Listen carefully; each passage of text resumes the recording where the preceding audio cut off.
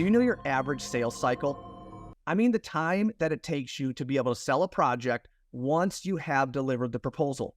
Now let's go back. How about the average duration from the time you find the lead or the time that you make the first meeting?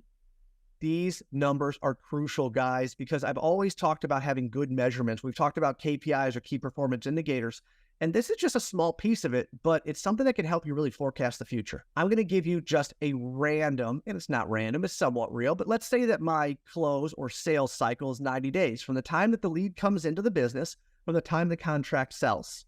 Now, I know what you guys are thinking. We all have that client that we show up, lay the proposal down on his desk, and he goes, yep, let's do it. And those are far and few between.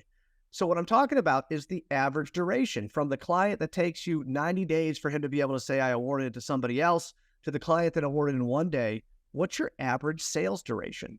Understanding that number will allow you to be able to see holes or gaps within your business, even your sales team. So if your sales team comes in and they didn't cultivate any leads this week, that's going to be destructive and detrimental 60 days down the road. That's not good.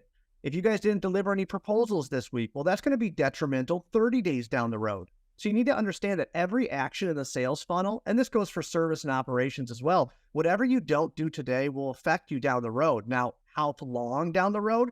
All depends on your guys' unique sales cycle.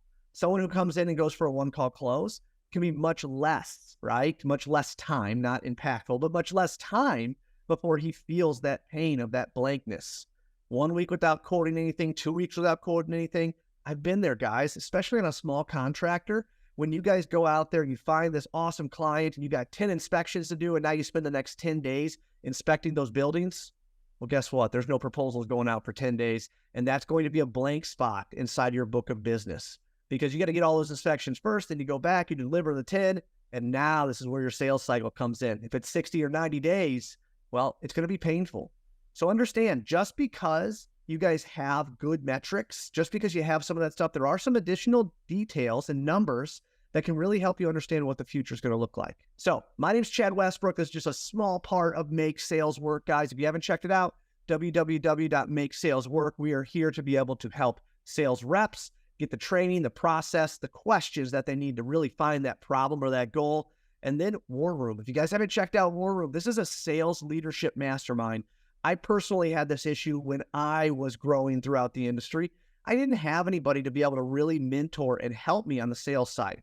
And that's what we're doing. We're giving back. We're putting the best people inside a mastermind to be able to create the leaders of tomorrow because our industry needs something better, guys. Our industry needs these masterminds that are going to allow us to be able to learn from the best and scale and grow. All right, guys. If you like this, like, subscribe, go ahead, leave some comments if there's something unique that you guys are doing, and I'll see you at the next video. Later.